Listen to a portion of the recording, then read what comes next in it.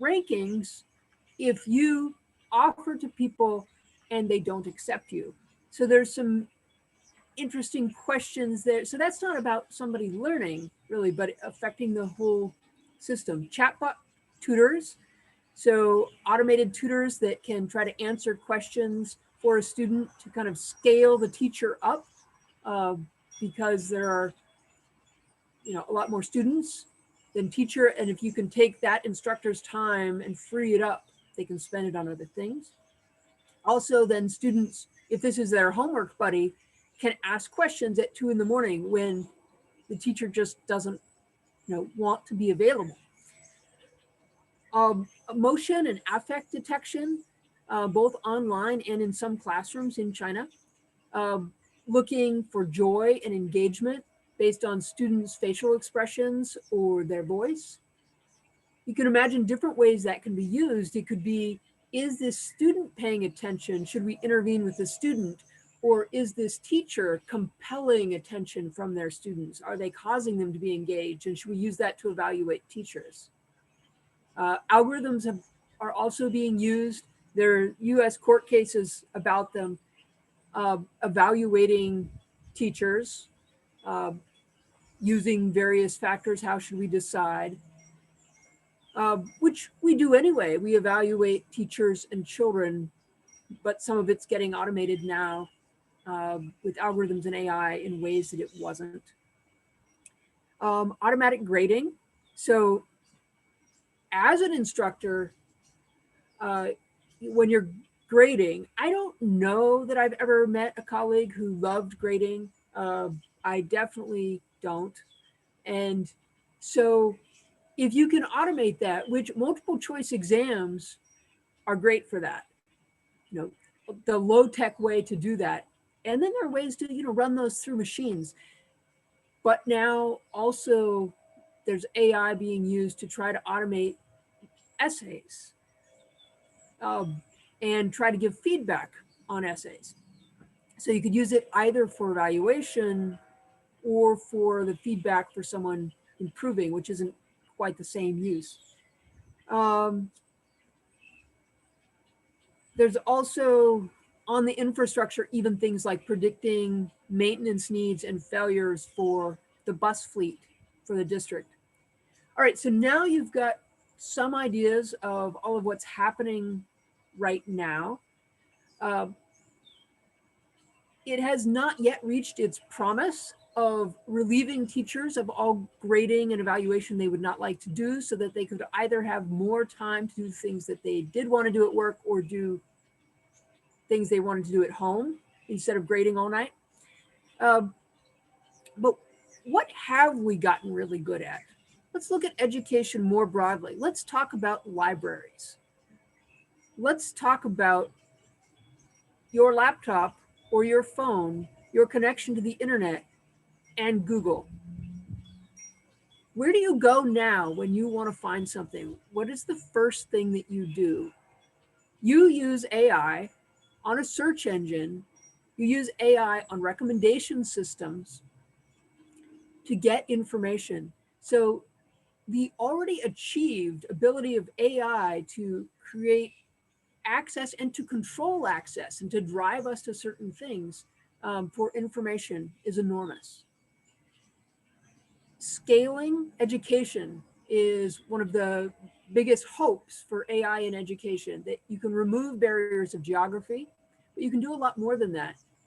You can remove barriers of that you got a certain grade in a certain class, that you went to a certain school, that you had a certain amount of money, because a lot of barriers are set up because we have a system where we only want a certain number of people to qualify for certain things. We've got these funnels of only a certain number can come to this school. They're artificial in a way. Some of them are real in terms of, if you have not mastered competency at a certain level of a subject, you cannot then master the next level. But some of them aren't. And AI scales cheaply. Once you have set something up, you can then send it broadly. Um, So adaptive and personalized learning, AI is good at pattern recognition. Natural language processing, we've had enormous advances. So the automatic translation of languages is huge for being able to create broad access to informational resources of all kinds. Uh, so engagement, one of the problems with, back when it was by correspondence by US mail, and then it was, you know, turned into MOOCs at some point. I don't know how many of you have signed up for a MOOC class. If you have, if you finished it, I'm impressed. I think I finished one, but I've dropped out of a lot of them.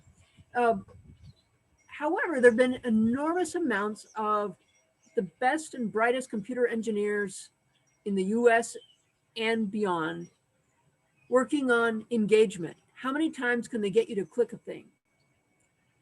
If that same kind of energy was used on how would we keep students engaged, that would be the thing it would take to really scale education with AI, and really create not just access, but to help people be really excited in the way that a really great teacher does. All right, thanks. I think Beatrice. Thank you, Gretchen. Yeah, Beatrice. Right. Thank you. So good to be with all of you here today. I think Gretchen and Dua said a lot already of what my intervention was going to be about, but I want to also bring up a little bit of the US context on data regulation in education. And I think one of the key challenges that we see is that actually privacy laws in the US are sector-based, and education has been already regulatorily recognized as a realm where data is sensitive, and there are additional protections for students. The thing is, however, that when technology companies start providing education services, they are not really covered by the sectorial regulation privacy protections that apply to schools, to universities, and so on and so forth. Um, so I think in those scenarios in which AI and data analytics can be used to, as Gretchen was describing, keep track of students who might be at risk of dropping out, or who might not be learning entirely, or to help professors and teachers grade and so on.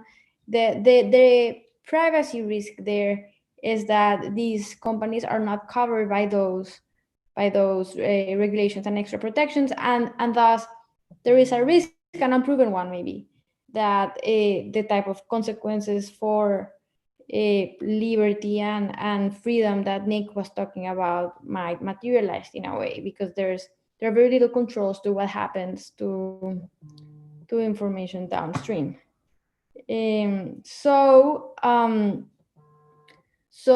I think some of the key things that we should be thinking about in a space like this is about expanding the protections that exist a little bit along the lines of, also about the lines of what Dua was saying, to companies that are necessarily education institutions but are increasingly embedded in the educational ecosystem. And that, for example, might be happening right now with Zoom, as many schools and universities are going online. But even web service providers like Google and so forth. I think there is an important need to try to think how we engage these actors that had not been considered actors of the education world in the protections of privacy that are important for students.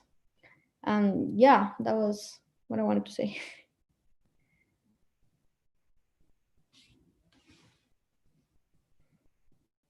Thank you, Beatrice. And I would like to I'd like to touch upon one issue in data privacy that's probably very important, is to understand that prevention in most cases is better than a solution after a data privacy violation or a breach. And you can see in the slides here that trusted and really big companies, very popular toy makers, YouTube, and Children's Hospital, these trusted companies and institutions, which we generally don't assume to have these kind of hacks or being involved in these hacks, which begs the question, can we somehow prevent such events from happening before they happen? Because the implications of such data privacy breaches are huge, and especially in children, because there are a lot of bad people who might do things, and we really want to protect our children. And I guess the real goal here is to bridge the gap between awareness and action, because a lot of people are aware about privacy breaches. We read about them in the news all the time, Cambridge Analytica or hacks at the Pentagon or different governments, but we don't really know how to report them. And scaling that back into the school level, if there's a data privacy breach, for example, in the attendance record, who do I report it to? Do I report it to the teacher, to the principal, to the authorities? And I think it's really important to bridge this gap so students and parents really can understand how to take this process forward. And parents are concerned about student privacy because, as Beatrice was just saying, Zoom and all these online applications, no one really knows what's going on.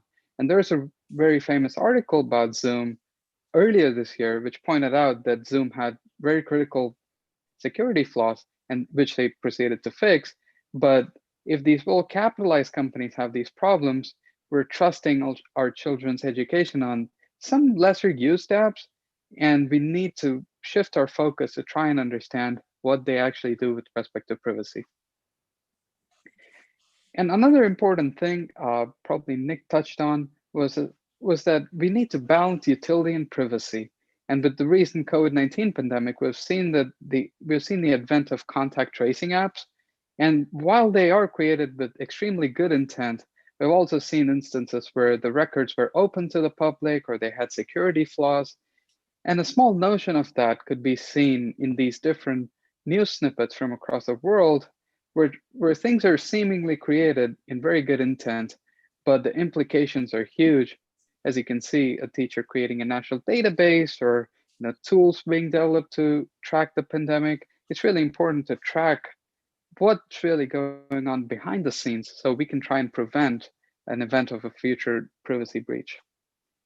And I think, as I'd like to close our presentations, our goal, as Gretchen pointed out as well, is to utilize technology, because technology has so much potential and has improved our learning systems a whole lot.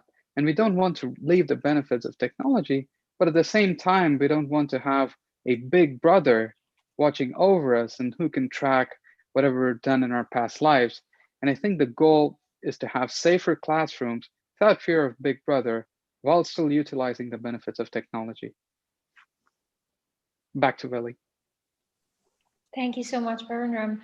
Let's open the floor for some discussions, and we have some really great youth representatives from Youth IGF, Joao and Emmanuel as well. Nick, my colleague, will moderate the discussion. There are questions already coming in. Nick, to you.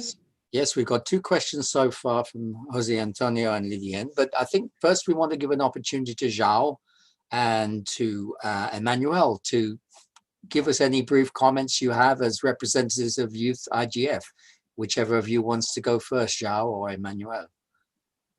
Hi, everyone. So perhaps I'll go first. My name is João Pedro. I'm speaking to you from Portugal. I've been part of, like you said, a youth initiative that was running in parallel to the IGF, the global IGF, and that gathered many youth from all around the world.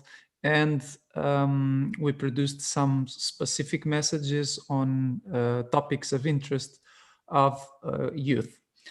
This is a very nice session because it links directly to some of the topics that were raised. On what has been said, I guess from a youth perspective, usually youth has the opportunity to really choose or opt in or opt out on the software and the platforms that are being used for their education. they take for granted the good judgment of teachers, of the principal, of the institution, of national education agendas, and it's debatable up to a point how they can influence these decisions if hierarchically they come up from that high.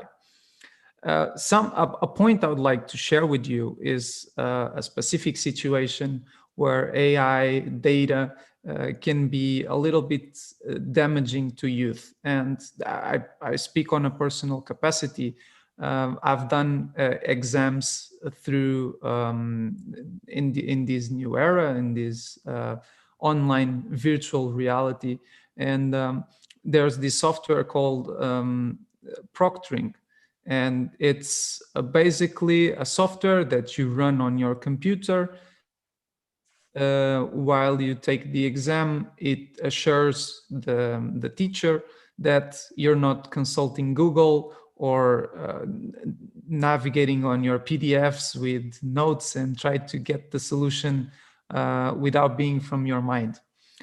I then saw a very interesting article that got me thinking, and I've shared already in the chat. And it basically raises the question, how is this not basically enforcing surveillance from an early age to young people? How is the trust between a society goal or a value, a principle of education, and undermining the relationship between young students and the teachers themselves? A solution is then proposed there. Perhaps we should be rethinking the questions that are being asked to the students rather than trying to overwatch everything they're doing, capturing their webcam sound on a deeper level, the processes that are run on our own machines. And I guess that would be my greatest input for this debate. What are the things that we should change at education level that would allow us for a more transparent use of these technologies without undermining, for instance, the trust that should exist between these different stakeholders in the education process? Thank you. Thank you very much, Xiao. You've raised a fundamental point, and we must try and get back to that very soon. But first of all, I want to give Emmanuel, the other representative from IGF Youth, the chance to speak if you want. Emmanuel? Yeah, thank you, Nick. Good evening from Nigeria. I'm Emmanuel, and there are just a few points I would like to raise in relation to the subject we are currently discussing. And these points relate to one, I would conceptualize these points across three panels of thought. On the one hand, we have a growing mistrust towards the behaviors of AI in various applications, like we have seen in recent antecedents. And then there is also the black box operations that characterize the operations of AI algorithms in many applications, which are most times or oftentimes shielded by intellectual property laws in many countries. And then there is the ostensible reality, subject to data and statistics, that some of the schools and many of the students that actually subscribe to these educational technology platforms may not actually understand the ways in which AI uses the data of learners on these education platforms, as well as the possible ramifications, both in the short and the long term. So in reality, there are legitimate fears pertaining to how the things that AI learns about students and their academic performance might be able to influence their job prospects later in life, whether positively or negatively, fairly or unfairly. And then it is a concern that raises a question of possibility and occurrence with regards to is it possible that this can happen? Well, antecedents give us pointers that can help us to easily answer this question in the affirmative. Is it going on now? Well, that would make an interesting research question, which I think Gretchen may want to talk about later. And more importantly, how are youth voices involved in the choosing and imposing of these learning ed tech platforms? in many areas. In Europe and America, yes, there are regulations that could help to to govern how AI behaves in these settings and protect the interests of the learners to a large extent. But then when we come into the global south, in Africa, in Asia, and in the other countries of the Middle East and North African regions, how do these play out? Do they play out in the same ramifications in which they are playing out in Europe and America? Recently, it has also been seen in research that sometimes the privacy policies, the privacy regimens that are applied across these various edtech platforms vary across jurisdictions. So we have a different regimen of operations in Europe, a different regimen of operations in America and in Africa. Well, yeah, this is subject to the data governance and whatever regimes apply in those jurisdictions. But then how are the larger interests of the learners and the various participants on these platforms protected? And these are just few points that come off my mind and I would like to share with the rest of the discussion. Thank you. Thank you very much, Emmanuel. Again, a really fundamental contribution. And basically, Emmanuel has raised points about the institutional complexity of all this in terms of who is consulted, whose interests are heard, mistrust, and so on and so forth. And then Zhao raised the fundamental question about consent. Is there actual consent from young people to this process? So I'd like to, before we get back to Jose and Lydienne's questions, I would just like to put a quick question back to the panel themselves for very brief answers for whoever wants to answer, which is this all really about children's freedom? Is that the fundamental question here? And put another way, who are the real users of ed tech that we should be thinking about? Is it the institutions who supply them? Is it the schools that pay for them? The governments that regulate them? Or is it, again, the children themselves? Brief responses from anyone in the panel who wants to comment on those, which I think were underlay both Zhao's and Emmanuel's great points.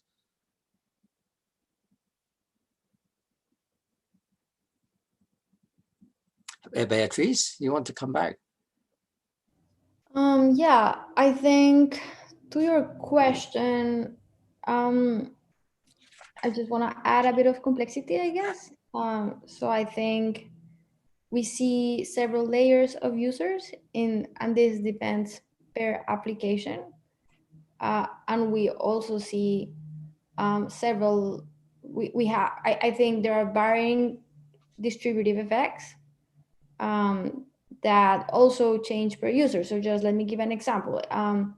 If we're using a type of grading app that helps teachers grade, then I would say something like the direct user is actually the teacher, but there is student data running through.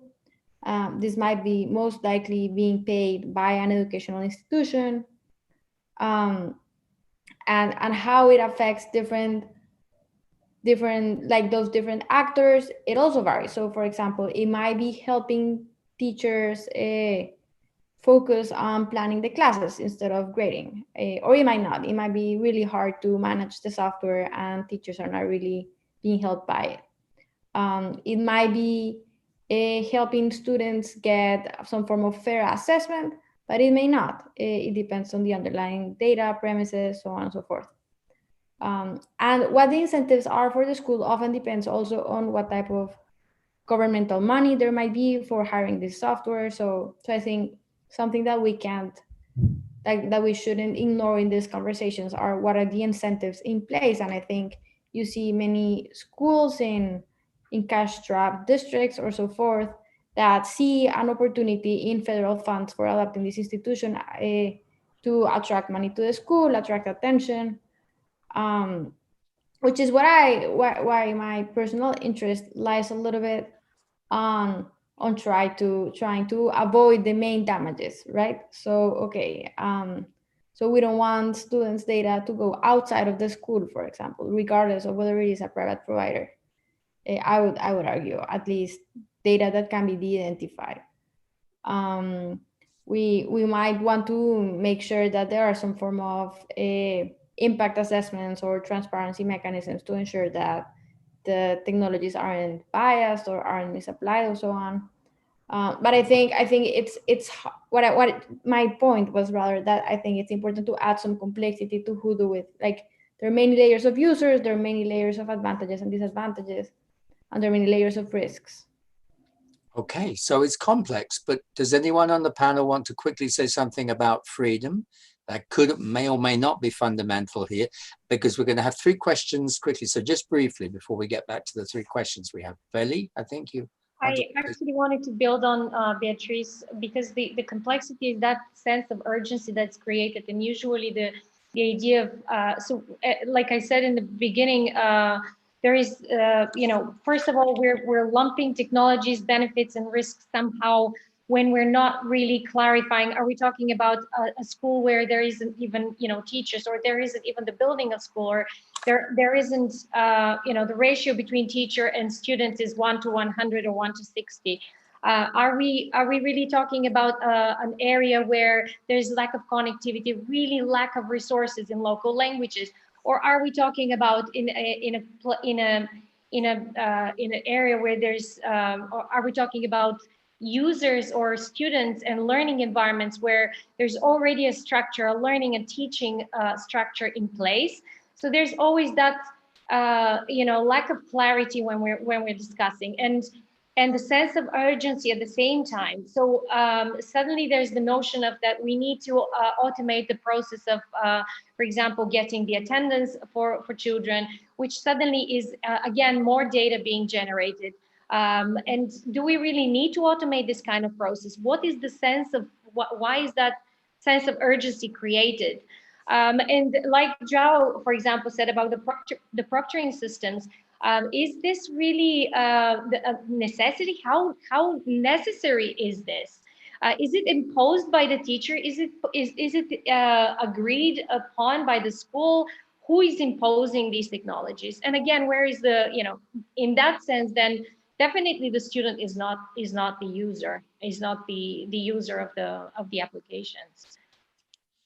Okay, well, I think we should get on to the 3 questions which have been asked. We have one from Jose and one from Lydiane, and then Joanna Nula wants also to speak, and then we may have 1 or 2 more. Now, Jose's question, which was asked in Spanish, and we have more coming too, was, does technology substitute for affect, for emotion in the process of education? Or as he put it more poetically, could a robot smile? Could a robot teacher smile? Does anyone on the panel want to answer Jose's question about affect in education? Is it being lost through EdTech? Gretchen, yeah. The short answer is robot teachers are smiling today. MIT Media Lab has social robots that tutors is one of their applications. And that research is around how can you put affect and personality into the robot tutor in a way that encourages a student to work harder and learn better. And they're having positive results. That they have very friendly robots that do a number of things, but these tutor robots have appropriate affect. What we would think of as a friendly interaction that students really seem to enjoy and bestow a certain relationship, with that you would normally attribute to a human. Not entirely, but they laugh with it and are having kind of a relationship with it. And the robot tries to figure out when they're frustrated, and respond appropriately to sort of pull them along into doing more homework. So yes, there's work on that. I think that kind of work, whether it's with an embodied thing, and there's also research that an actual physical robot has much more of a relation, like a person will attribute things to it and have more of a kind of a relationship with it than they will with even a video of the same robot, or something that has not even the video, not even an image of a physical representation. But however it is, that sort of pseudo relationship and that affect does seem to me very important for this kind of engagement and inspiration that we associate with good teachers, and that I certainly remember throughout my educational path, that personality really helped inspire me to be more interested in the subject. And so I think, and also that relationships, even kids who aren't enjoying the learning, but they have friends at school, like that makes a big difference. And so whatever that is, as well as why do we have schools? Like, what is the point of a school? Part of it is that there's certain kind, there's a body of information we want students to leave with. There's a body of skills we want them to leave with that are academic. But that's not close to all of it, right? So we also want out of schools a certain kind of socialization and learning certain kinds of social skills and emotional skills. And so that too, I think, is related to what is this relationship between AI or a robot? And if we sort of go all remote, all AI, can students still learn that social thing that they're supposed to be learning? I don't know if the answer is yes, no matter how good the robots are. Certainly, I hear stories, I've not read the research, but certain lack of social skills, human to human, in physical real time, eye to eye, that appears to be caused by texting, like phone attachment. Like if you actually take those devices away and have some teenagers in your car with you, they don't seem to know how to even talk to each other, much less like the adults. So AI aside, like devices aren't doing a great job of some of the relationship thing that we need to build. Yeah, and interestingly, in Spanish in the comments, Jose's made a similar point that how do you build this social child-to-child bonding in a online connected situation? So this question of affect is really complex. So thanks, Jose, for raising that. But I think we should move on to Lydienne's question, which was some while ago, how can we effectively, efficiently protect children? And how at the same time can we protect the classic educational curriculum, which is sort of a regulatory point, but also a fundamental question about the protection of children themselves, their rights to be protected. Does anyone on the panel want to pick up on that point? I'm happy to. Yes, please. So I think this is like the $1 million question. Like, how do we make it work? How do we protect children? So, I mean, we talked about specifically the GDPR, and I think that there are like good implications of the GDPR, and it's been considered in other countries as well. By the way, I totally agree with. I think it was Manuel's comment that it's a very European thing, and we don't know. But I mean, as I said, like even in the context of the GDPR, we have like exceptions, and if the technology is not provided directly to the student, but by an intermediary, so we don't have the same protections. But so I think like one important aspect is that like, even if it looks like we don't have a lot of protection, one good thing that kind of came out of the GDPR in general is that it allows kind of individuals to ask for their data. And while most of us don't do it probably on a daily basis, I think there are researchers and there are like NGOs and specific organizations that this is exactly what we are doing. So by kind of utilizing that, we can know where our data is going, where is it stored, what kind of data is being collected on us. So, I mean, even if it's a bit harder to see the immediate connection, it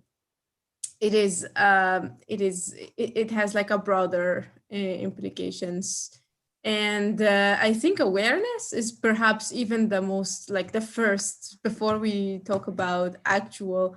So I think, I mean, the more awareness there is among children to what are the rights, what they can do in case of any bridge, and trying to kind of really, because I mean, honestly speaking, no one is gonna read any privacy statement of any website. Adults don't do that. I don't expect.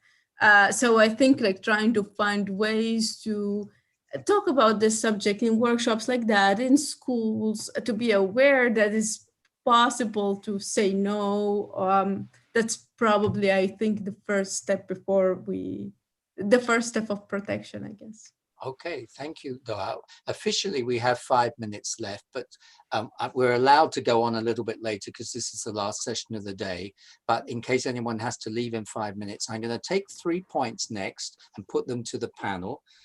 So Joanna Nula wants to speak, and Jutta as well. And also we have a question from Becca, which is, are there any good practical models for the educational platforms out there, which she could use with her children? Are there any things we can recommend?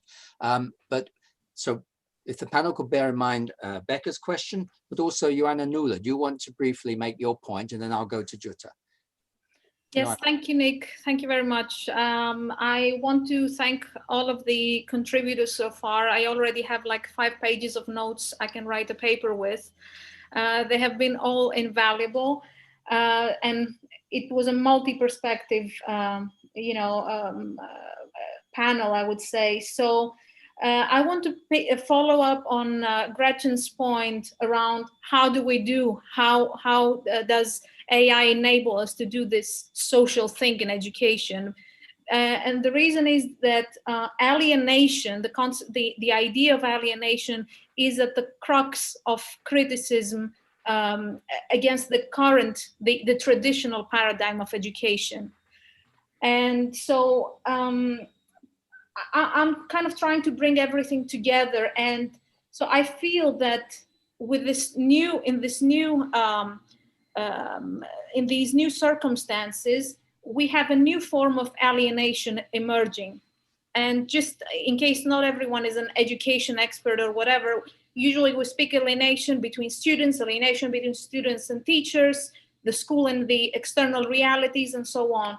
So my impression is that we have a new form of alienation emerging, and that has to do with the alienation from key education stakeholders, from this new actor that is coming in, and it's the edtech industry. And this alienation, I would argue, is kind of consolidated by the hype, the political pressure to give more technology, and of course the panics around how do we do this more efficiently and so on. To go to my question, and apologies for the kind of big intro, is as these actors are being more and more consolidated outside the sphere of what is actually happening in education, how do we compel them and make them more accountable? How do we compel them to educate the public about what they do, become more transparent, as our youth in the panel has raised? And therefore, how do we increase their accountability towards, because as I said, there's so many ideas here today, and content, the production, the generation of content raises other concerns around data and privacy and what constitutes data and so on. So just one, I would say, it boils down to one thing: how do we bring them in the conversation and make us part of this?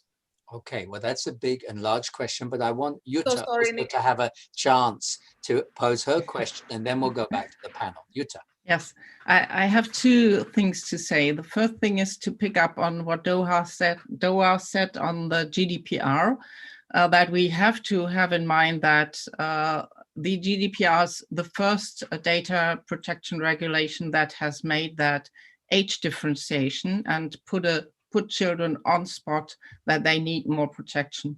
But at the same time, with that intention to protect children more, it has also some aspects where it's infringing children's rights, especially the right to privacy of children that might be infringed when they need the consent of their parents up to the age of 16, which is which is incredible. And the second thing I would like to pick on what Gretchen said.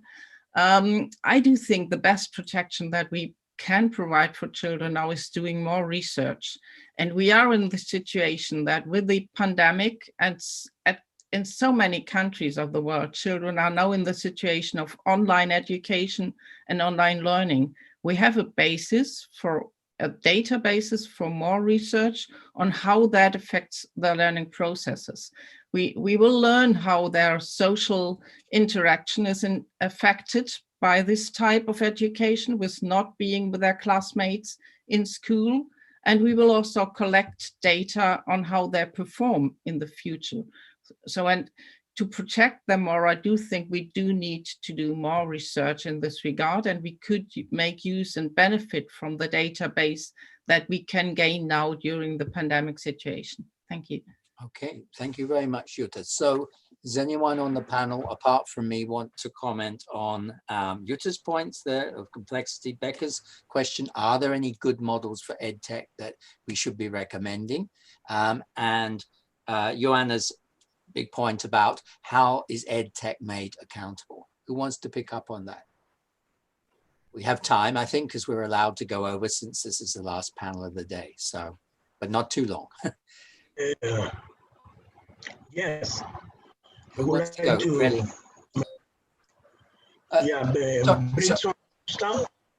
Hello, sorry. Could I just get a reaction from the panel to those three questions? Vrikson, thank you for I'll come back to you in a minute, if that's okay. Okay. Thank you. The panel, do you want to come in response? Veli? I'll be very quick. Thank you all for the questions. Joanna, thank you for the question. I'll address that one because it links with my, the message that I was trying to convey earlier.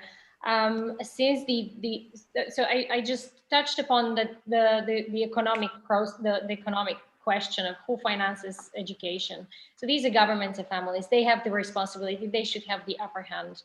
They should be in control to push and to ask for how and what kind of ed tech, or what will be the role of ed tech. I think, so that's one thing. The second thing, again, I'm going back to the question of the sense of urgency, the sense of, can we kind of slow down and really think about what ed tech we're bringing and for what purposes? And the more we think about the kind of ed tech that is coming to supplant or to improve things, the further we seem to be moving away from what really is what really we should be talking about when we talk about education and learning, what really matters to education, to learning. So that these are the two things. I think, just to sum up, but governments and families, we need to, collectively, for the interests of young people and alongside young people, we should have because I'm also a parent, but they should have a bigger say in the role of edtech actors. Okay, does anyone else on the panel want to pick up on these 3 points we've just heard? Gretchen? Yeah, so on the question of how do you control what corporations are doing? So I think one of the problems in the US is that we underfund education. And if you do that, then you make local school districts and local schools, they're looking for money, they're looking for resources that don't cost much money. If a corporation then comes and says, we will give you low-cost laptops, or we will give you low-cost software that comes with the following conditions, it becomes very hard to say no. So I think funding education better is part of the answer. I think also to ask each individual school or school district to try to, they don't have a lot of negotiating power, not alone. And they also don't have a lot of resources to try to figure out what is negotiable in this contract, what could be negotiable, what data are they giving up and how is it being used. So that should be done at a higher level that those districts that can then resource. So if at the state level in the US or at the national level in the US, and I speak of the US because that's where I am, and I know this system best, but it could also be done at the state or national level at the US, and those resources could be shared internationally.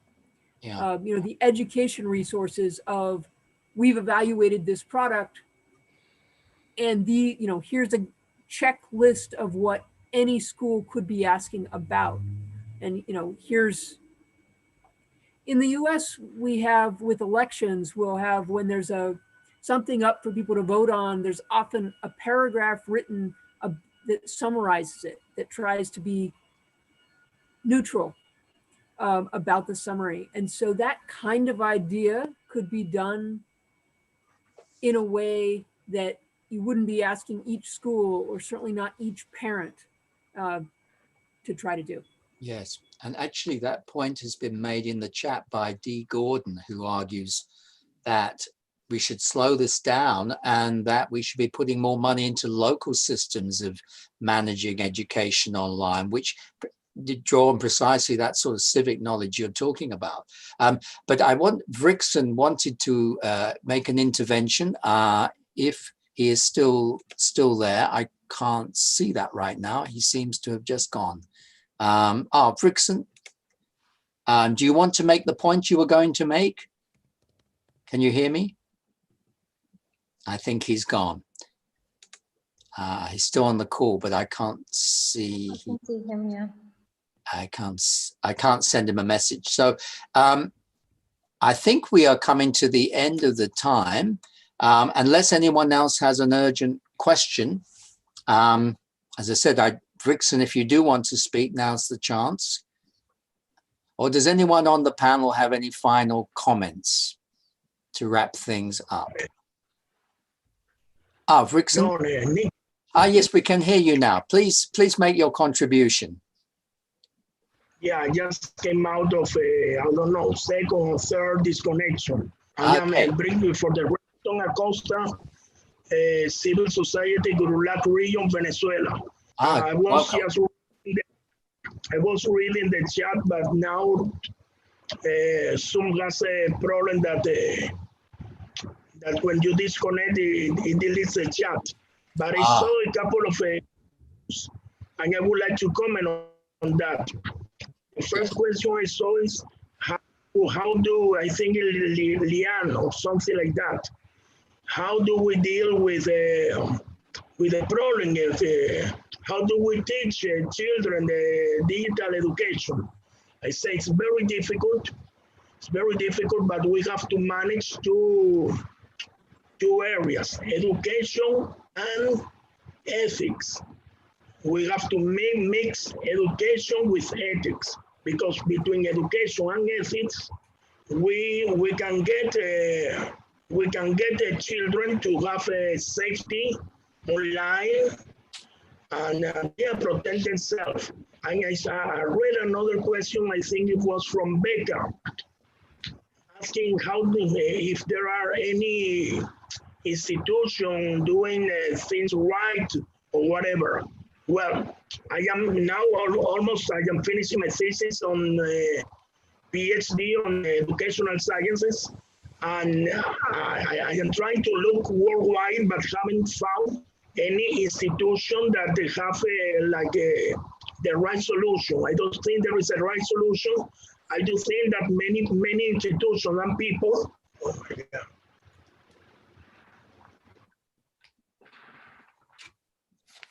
We seem to have lost your connection there from Vrikson. while we wait, he may have something more to say. Does anyone on the panel want to comment on the fundamental point he made about how do we introduce ethics to this discussion? How do we sustain the role of the ethics, which is part of education, in the digital setting? Any comments on that from anyone? Okay, let me finish what I'm saying because okay. No, I think that many institutions, some people are trying to get to round up some best practices, but I don't think that since the pandemic got everybody unprepared, that there are any like best practices percent that could be copied in other regions or countries.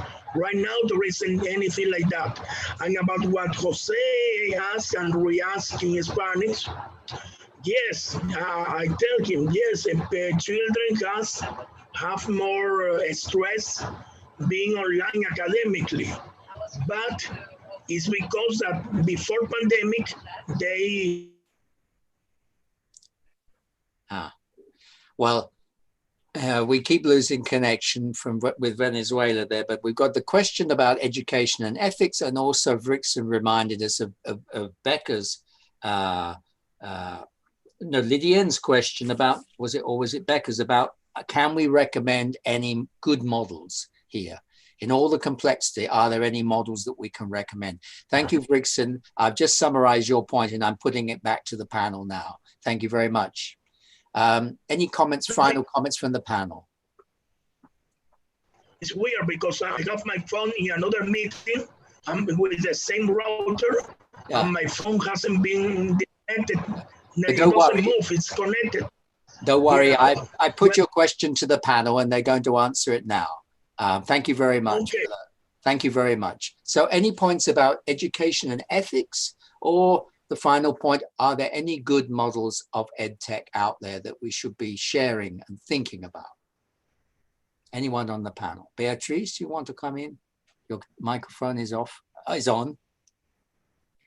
I don't know, I think, so I'll just repeat a bit of what my colleagues said already, I guess. I think there's a very good point for engaging students in conversations early on, as I think Dua suggested, like about digital literacy, and but I want to emphasize the importance of taking into account the structural type of incentives that lead to the situations that we might be sometimes concerned about. So I think there is an important place for discussions about whether the technologies might be biased or not biased, or so on and so forth. But I think looking at how education is funded and whether schools have the capacity to provide a quality education without having to start bargaining with companies that are offering them equipment and so on and so forth. I think that's very important to at least situate schools and principals and teachers in a good situation so they can actually make choices that are not that are too influenced by surmounting challenges like a bad budget or too many kids in a classroom and so on and so forth. I think that's an important place to start, and because they are the experts ultimately.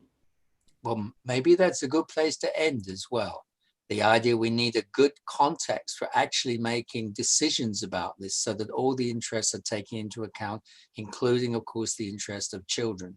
So I'd like to thank everyone for all their comments and questions. It's been a great discussion. I want to thank Veli for putting the whole panel together and having the concept.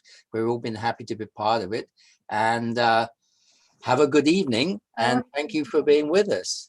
Thank you all, and the panelists. I really want to thank you for being with me and for bringing different angles, different perspectives. And thanks everybody for joining us. Okay, can we maybe save the chat, do you think? Is someone is able to save the chat? I've been saving it. Oh, okay, they can maybe save it because it's been a good discussion. But thank you to everyone, and good evening or good morning or good afternoon, whichever is appropriate. Bye-bye. Hi, everyone. Thank you. Bye-bye. Thanks a lot. Bye, thank you. Goodbye. Bye.